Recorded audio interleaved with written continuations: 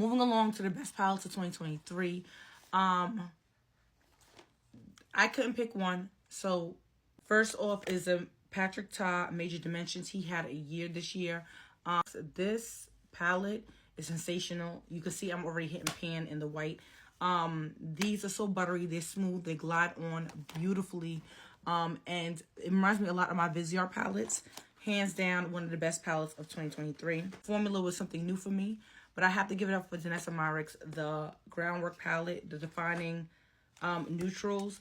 This palette is stunning. I have played with it somewhat, and I love how it just shapes and sculpts the eyes. I only use it on my eyes, and I use a little bit on the lips, but I thought this was brilliant. This is genius.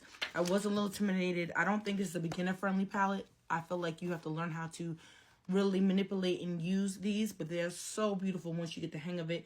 It doesn't take long to get adjusted, but I was intimidated by this palette. I fell in love with it later on this year, literally a week or two ago.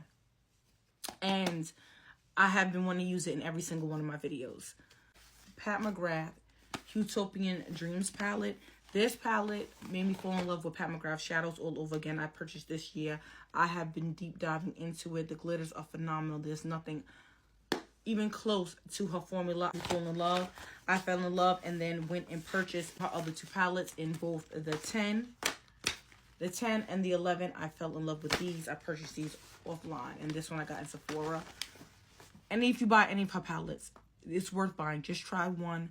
Her Mothership palette is phenomenal. You will never want to purchase another palette with glitter in it again. Her mattes and her shimmers are phenomenal. 10 out of 10 out of 10.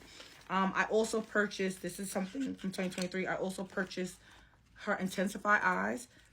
This is just like a balm formula to put on top of the eyes to coat. Once you use this, I promise you, it makes a big difference. A lot of times people sell these little gimmicky things that you think they don't work.